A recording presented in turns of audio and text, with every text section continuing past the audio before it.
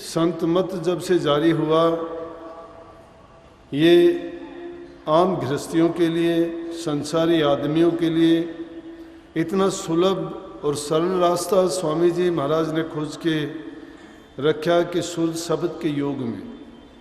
वैसे तो जिन बातों का जिक्र जहाँ भी होता है उनमें कहो वो चीज़ें सारी की सारी इन चीज़ों से संबंध रखती हैं। हमें भी उन पर चलना पड़ता है, इंद्रियों को भी रोकना पड़ता है, मन को भी काबू में करना पड़ता है, हमारी आदतों को भी छोड़ना पड़ता है, और उसके साथ साथ जो शुद्ध शब्द का योग है वो भी करते जाते हैं।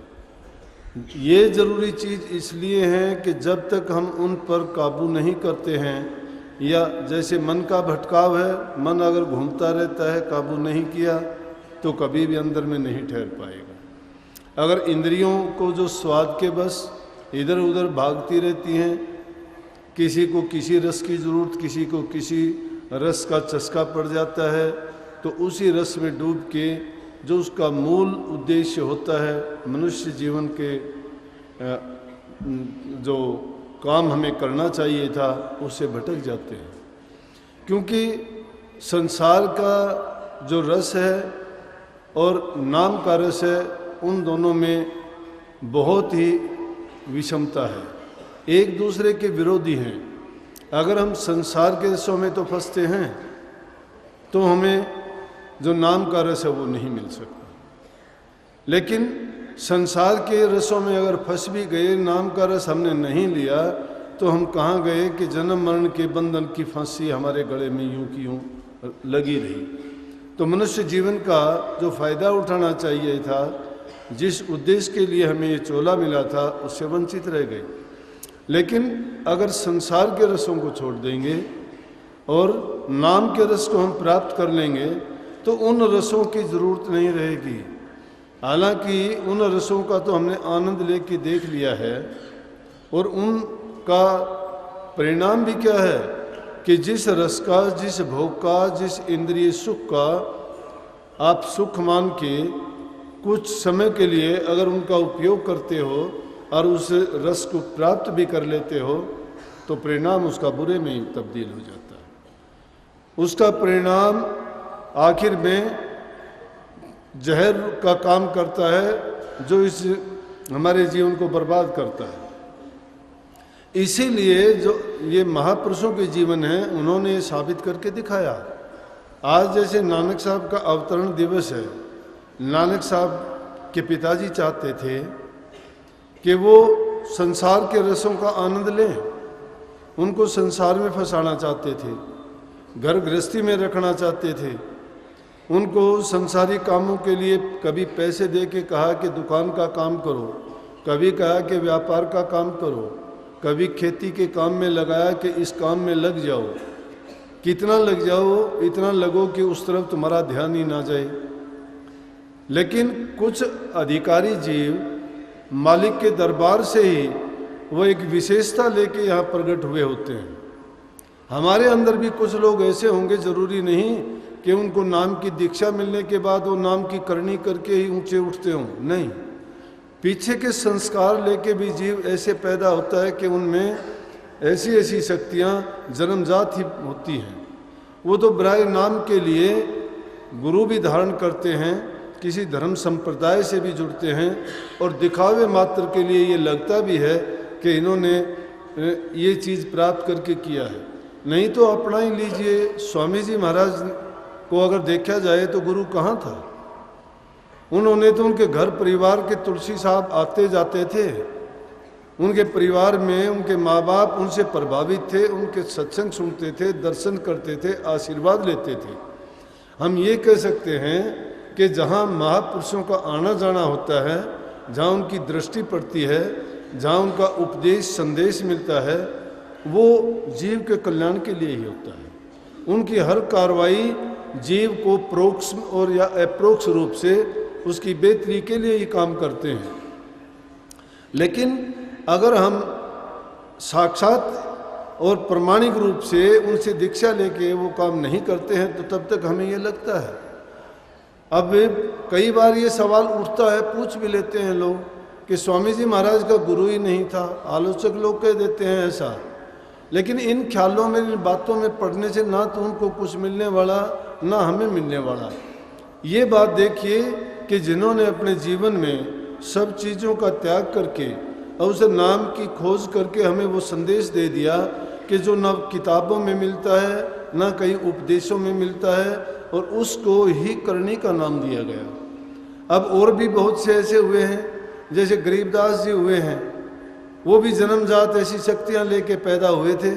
वैसे तो जंगल में गायों को चराते थे, पढ़े लिखे भी नहीं थे, परिवार में कोई ऐसी धार्मिक कार्रवाई भी नहीं होती थी, लेकिन फिर भी कहते हैं कि कबीर साहब ने उनको आके वहीं दर्शन दिए। इसी प्रकार से और अनेकों ऐसे कितने के नाम गिनाए जाएं, लेकिन कहने की बात इतनी है कि कुछ इंसान या कुछ जीव अपने पूर्व जन्म के अच्छे संस्कारों के कारण ऐसी शक्तियों को लेके वो प्रकट हुआ करते हैं। लेकिन यहाँ आने के बाद भी इसीलिए उनको सवते संत भी कहते हैं कि वो तो कुल मालिक के भेजे हुए संत ही जीवों के कल्याणार्थ आते हैं। एक यहाँ आने के बाद में गुरु की शरण में रह के, गुरु की रहनुमाई में, गुरु की सेवा, गुरु की श्रद्धा, गुरु की पूजा, गुरु की भक्ति करके उनसे वो शक्ति प्राप्त करते हैं। क्यों? वो शक्ति सबके लिए खुली है, उसमें ना जाति पाति का कोई भेदभाव है, ना किसी धर्म का भेदभाव है, ना लिंग भेद है, ना कोई प्रदेश ऊंच नीच गरीब अमीर किसी का नहीं। इसीलिए कबीर साहब ने उसको कहा कि भक्ति गेंद चौगान की भाऊ कोई ले जाए, कि वो दो भक्ति क्या है, वो एक मैदान की गेंद है, उसको कौन ले जाए। भाऊ कोई ले जाने का मतलब जाति पाति ऊंच नीच धनी और गरीब का सवाल नहीं, उनको वो ले जा सकता है जो करनी करता हो। इसी तरह सार वचन में आया भी है। मेरा मतलब ये नहीं था कि ये कुछ भी नहीं करना, इंद्रियों का दमन भी करना पड़ेगा, मन को भी साधना पड़ेगा, त्याग भी करना पड़ेगा, लेकिन वो दिखावे के लिए नहीं। संत मत को क्यों कहा कि करनी का भेद है? ये करनी का भेद है, नहीं बुद्धि विचार। बुद्धि विचार का मतलब है तर्क वितर्क से बड़े छोटे की भावना को जीत पराजय का मतलब नहीं है इसमें तो जीत और पराजय का फैसला अंत में जाके होता है। जो अपना कर्म करके इस जीवन के अंत में जब इसको परिणाम मिलता है, जब पता लगता है। हम तो क्या करते हैं कि देखा देखी की सुनी सुनाई बात को लेके जिस प्रकार से कुत्ता गली गली में भौंकता है ना, हमने कोई किताब से बात लेके और किसी से सुनी सुनाई बात को और बिना ये सोचे समझे उसको कहे चले जाते हैं। अगर उन बातों को लेके हम करनी करते तो हमारा जीवन सफल हो जाता। किसी को दिखाने की प्रमाण की जरूरत थोड़ी है। अपने मन को खुद साध के जब देखोगे, तुम्हारे अंतर से ही तुम्हें वो प्रमाण मिल जाएगा कि तुमने क्या हासिल किया है। और इंसानी जीवन या इंसानी चोला धारण करने का मतलब ये नहीं था कि खान पान में मस्त होके इन इंद्रियों के सुख में पड़ के और इंद्रिय जीवन बना लेना नहीं। परमार्थी जीवन जब तक नहीं बनाता है ये जीव, तो इस जीव का आकाश हो जाता है। कितने ही जीव संसार में आते हैं, इसने अपनी भूल और भ्रम के कारण उनको कई भ्रम पड़ जाता है। वो सोचते हैं कि जो संसार के सुख हैं, संसार के आनंद हैं, ये काम वासनाएं हैं, जितने भी ये संसार के पदार्थ बने हैं ये हमारे लिए बने हैं, हमारे लिए इनका उपयोग प्रयोग लिखा है। और जब तक जीवन है हम इनका प्रयोग करेंगे, उपयोग करेंगे, क्योंकि हमारे पास सब चीज़ सुलभ है। धन दौलत तुम्हारे पास है, अच्छा शरीर तुम्हारे पास है, सब कुछ करने के लायक हो, लेकिन उन चीज़ों के करने के लिए ये चीज़ें तो थी नहीं। जो करना चाहिए था हमारा, अगर बुद्धि भी काम सही करती हो तो अगर सोच के देखे इंसान और अपनी तुलना दूसरे जीवों से करे तो इंसान को पता लग जाएगा कि मैं उनकी तुलना में कहाँ खड़ा हूँ और मैं क्यों सर्वोच्च और क्यों मुझे उत्तम कहा गया है। उत्तम ये तभी है कि उत्तम काम करे, ये श्रेष्ठ काम करे तो श्रेष्ठ है। अगर श्रेष्ठ काम नहीं करेगा तो श्रेष्ठ कहाँ से होगा? श्रेष्ठ काम किए बिना इसका कल्याण भी कभी नहीं हो सकता। लेकिन उसी कल्याण के लिए उसको अपने इंद्रिय भोगों और पदार्थों को त्यागना पड़ेगा। तुलसीदास जी क्या कहते हैं कि ये दूसरे जीवों को अगर आप देखोगे तो वो एक एक रस के कारण, एक एक इंद्रिय के सुख के कारण भूल जाते हैं और वो जीव अपना आपा खत्म कर देते हैं उनके कारण। वो कहते हैं आली पतंग मृंग मीन गज जड़त एक ही आंच, तुलसी वो कैसे बचर जिसके लागे पांच। लगे हुए हैं पांच कौन से हैं? वो पांच रस हैं।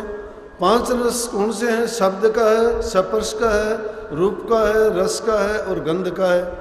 और इनके लिए उन्होंने बड़े अच्छे पांच उदाहरण भी दिए हैं कि वो पांच जीव एक एक स्वाद के कारण एक एक इंद्रिय के बस होके और उन्हीं रंगों में राज के और उन्हीं को अपना जीवन मान के अपने जीवन को बर्बाद करते हैं। दूसरी, उनको ना पदार्थ की ज़रूरत है और ना ही सोचने की ज़रूरत है, लेकिन वो बेचारे अज्ञानी हैं।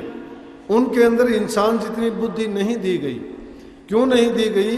कि फिर इंसान के चोले की श्रेष्ठता खत्म हो जाती। रचनाकार ने इसको श्रेष्ठ बनाने के लिए सर्वगुण संपन्न बनाया है। सर्वगुण संपन्न होने के कारण, सर्वगुण संपन्न तभी होता कि दूसरे किसी जीव में इसके जितनी बुद्धि ज्ञान नहीं दी जाती। बंदर को देखो, भालू को देखो, वन मानस को देखो, और 4 लाख प्रकार के जी इंसान हैं। किन्नर देखो, गंधर्व देखो, भूत प्रेत देखो, ये जितनी भी योनियां हैं मनुष्य के तुल्य वो भी नहीं है। क्योंकि इंसान को सर्वोत्तम बनाना था। सारी चीज़ बंदर में देखो, सारी चीज़ है लेकिन अकल नहीं है। सर्दी में ठिठुरता पड़ता है, गर्मी में पड़ता है, भूखा मरता रहता है। अपनी बुद्धि ना होने के कारण उसको क्या क्या कष्ट उठाने पड़ते हैं। लेकिन इंसान को श्रेष्ठ बनाना था, इसलिए वो चीज़ उसको नहीं दी गई। और भी दूसरे जंगली जानवरों को देखोगे, इंसान जैसा उनका शरीर है, इंसान जैसा कापियों को रूप दिया गया है, उनके शरीर में बल भी इंसान से ज़्यादा दे दिया गया, लेकिन बुद्धि नहीं दी गई। इसलिए इंसान में तो बुद्धि है, इसमें भले और बुरे का फर्क करने की समझ है, फिर भी ये अपना ही भला नहीं सोच सकता, अपना अहित करता है। ये आत्मघाती बना हुआ है। आत्मघात कौन करता है? जो अपने ही कल्याण की बात नहीं सोचता है। इससे बढ़ के कोई अवसर नहीं मिलना, और उससे भी बढ़ के गुरु नहीं मिलना और सत्संग नहीं मिलना। किसी भी जीव को देखोगे कि उनके लिए गुरु और सत्संग दुर्लभ है। संत समागम, हरि कथा, तुलसी दुर्लभ दो। सुतधारा और लक्ष्मी पापी घर भी हो, स्त्री घर में हो जाएगी, धन दौलत भी किसी के घर में हो जाएगा, पुत्र और नाती सब घरों में हो जाएंगे, लेकिन सत्संग और सतगुरु मिलना बड़ा कठिन है। लेकिन जिनको मिल भी जाता है तो उसका महत्व भी नहीं समझते हैं। और आज के ज़माने में तो मिलना भी बड़ा कठिन है। क्यों कठिन है? कि गुरुओं ने गुरुता की परिभाषा बदल दी है। धर्म को धर्म के नाम पर अधर्म हो रहा है। हमारे सिद्धांत और संस्कारों को तिलांजलि दे दी गई है। अरे हिंदू धर्म की संस्कृति वो थी कि अगर उनके जो संस्कार होते थे, उन संस्कारों को भी अगर यूं के यूं निभाते जाते तो हमें कोई विशेष करने की ज़रूरत ही नहीं थी, कोई धर्म अपनाने की ज़रूरत नहीं थी। हमारा तो खुद का रास्ता ही इतना साफ था। जिस प्रकार से पुराने ज़माने में ये कहते थे ना कि काशी जी में जिसने जन्म ले लिया उसका तो वैसे ही कल्याण हो जाएगा, उसको कहीं जाने आने की ज़रूरत नहीं है। मैं तो कहता हूँ एक काशी क्या, जिस जीव का हिंदुस्तान में जन्म हो जाता था उसको दोबारा संसार में आना ही नहीं पड़ता था। क्यों नहीं? कि यहाँ सिर्फ धर्म के कार्य में और धार्मिक प्रवृत्ति के ही लोग होते थे, बुराई नाम मात्र की भी नहीं थी।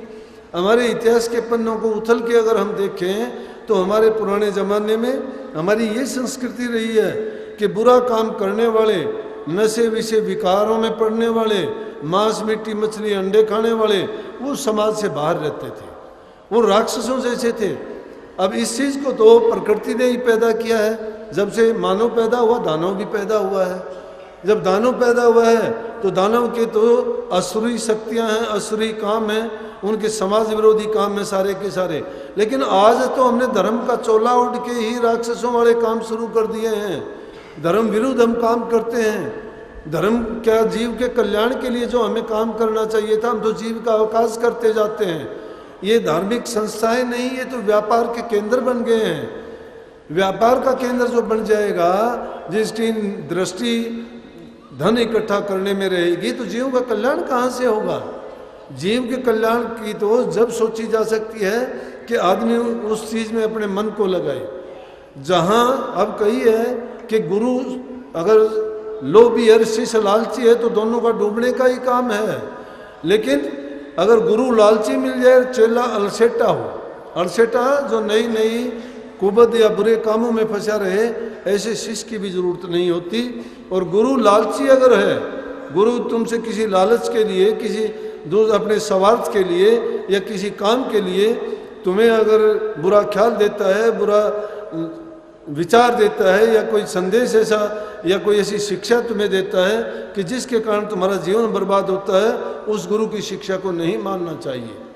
क्यों कि महापुरुषों ने तो यहाँ तक फरमाया है कि नौकर नमक हराम तजो तजो अन्यायी शामी। नौकर भी नमक हराम हो तो छोड़ देना चाहिए। अन्यायी शामी हो, जिससे हमारे काम निकलते हो, जिससे हम लेन देन करते हैं, वो अगर अन्यायपूर्ण ढंग से हमसे काम लेता है तो उसको भी छोड़ देना चाहिए। अरे जीव अपना संस्कार, अपना कर्म लेके पैदा हुआ है, लेकिन ये करता क्या जा रहा है? ये तो सोचता है कि अगर मैं ये बुरे काम नहीं करूँगा, अगर इन पचड़ों में नहीं पड़ूंगा तो मेरा शायद पेट भरना मुश्किल हो जाएगा, मेरा जीवन यापन करना मुश्किल हो जाएगा। अरे मुर्दे को हरि देत है कपड़ा लकड़ी आग, जीवत नर चिंता करे तिनका कौन। जो इंसान ये चिंता करता है जीते हुए मुझे रोटी नहीं मिलेगी, लकड़ी नहीं मिलेगी, कपड़ा नहीं मिलेगा, गलत बात है ये। अगर कर्म अच्छे करके आए हो तो तुम्हें अच्छा मिला है यहाँ पे, और अगर बुरे कर्म करके आए तो तुम अपने जीवन को देख रहे हो तुम्हारे कर्मों के कारण है। लेकिन उस बात को छोड़िए, वर्तमान को समझिए। आज जो आप करते हैं ये आपका भविष्य बना रहे हैं। पीछे का तो आपके सामने है, आपको दिखाई देता है, लेकिन आज क्या जो कर रहे हैं ये समझ लेना चाहिए आपका भविष्य है ये। तो जो वर्तमान काल में अपने भूत को भी भविष्य को भी आसानी से देख सकता है, लेकिन ना तो हमारी ये दृष्टि है, ना हमारा ऐसी सोच है, ना ही हमारे मन में कभी ऐसे ख्यालात उठते हैं कि हमें क्या करना चाहिए क्या नहीं करना चाहिए। जब जिस इंसान को ये ख्याल आ जाता है ना, वो गुरु और सत्संग की महिमा समझेगा। इसलिए सत्संग जिस जीव को मिल जाता है, सत्संग में ऐसी ऐसी गूढ़ बातें खुल जाती हैं, और इंसान को क्या पता कब कौन सी बात उसके ख्यालात में जाके जम जाती है। एक एक बात जमने के कारण आपने देखा होगा कि किसी ने घर छोड़ दिया, किसी ने अपने राज को ठोकर मार दी, किसी ने और दूसरी बुराइयों को छोड़ दिया। किस लिए छोड़ दिया? कि जब सत्संग के द्वारा महापुरुषों के वचनों में, उपदेश में उनको वो बात मिली, तो उनके दिमाग में ये बात आई, उनके सोए हुए संस्कार जाग उठे, उनकी जो कागवृत्ति थी, उनकी जो प्रवृत्तियाँ खराब थी, वो सारी की सारी दुर्मति जो थी, दुर्बुद्धि थी, वो जाती रही और सद्बुद्धि उनमें आ गई। अच्छे ख्यालात आने के कारण उन्होंने अपने जीवन को भी संवार लिया और उनके साथ रहे उनको भी वो संवारने का उन्होंने प्रयास किया। लेकिन जब तक हम अपना खुद का जीवन अच्छा नहीं बनाते हैं तो दूसरे को लाख उपदेश करो, आपके बोलने से कहने से कोई फायदा नहीं होगा। परंतु बात यहाँ पे रुकी थी कि भाई हम इंद्रियों के सुख के कारण भटकते फिरते हैं दुनिया में। वो जो 5 चीज़ों का नाम लिया था, हमारे भी वो 500 शत्रु साथ में रहते हैं, हमेशा रहते हैं। खाने के शौकीन हम हैं, देखने के हम शौकीन हैं, सुनने के हम शौकीन हैं।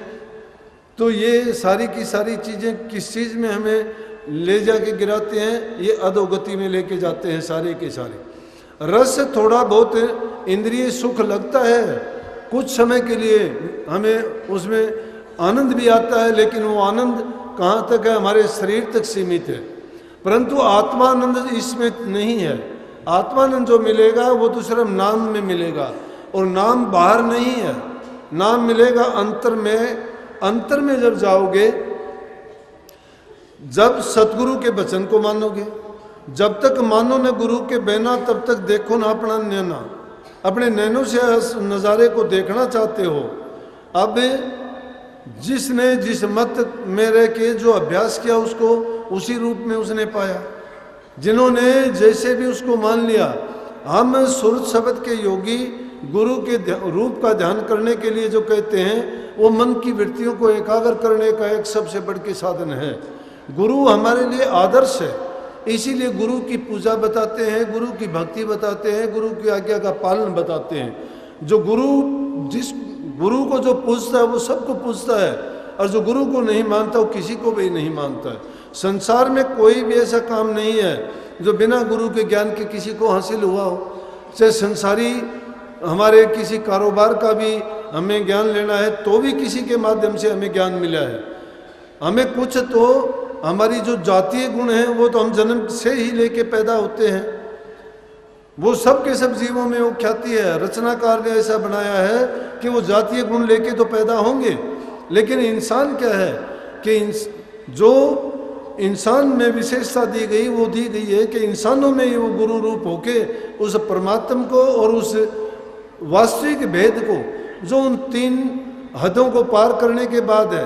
अब हम तो ज़्यादा से ज़्यादा कहाँ की बात सोचते हैं, अपने मन की सोच लेते हैं, मन में आने वाले ख्यालात पर विचार कर लेते हैं, शरीर की सोच लेते हैं। लेकिन संत मत तो ये कहता है कि जो वास्तविकता है वो हमारे शरीर से भी, मन के ख्यालात से भी और रूह से भी ऊपर के उठ के वो चौथा पद है। तो उस चौथे पद में जाने के लिए हमें गुरु की आवश्यकता पड़ती है, और बाहरी जो गुरु है उसका उपदेश, उसके वचन हमारे मन और इंद्रियों को खींच के केंद्रित कर देते हैं एक बिंदु पर। जब गुरु के वचन में हम ध्यान लगाते हैं और उनके वचन को जो जो हम सुनते जाते हैं, हमारी मन और इंद्रियों का अगर खिंचाव नहीं होता है तो गुरु के वचन भी झूठे हैं या हम पूरी तवज्जो के साथ उसको नहीं सुनते हैं। अब मन तो दे रखा है संसार के पदार्थों को, ध्यान करना चाहते हैं गुरु के वचन का, उपदेश का, कल्याण चाहते हैं अपना करवाना, जन्म मरण से छूट देना चाहते हैं। मैं कहता हूँ कि 2 घोड़ों पे ही सवार नहीं होया जा सकता।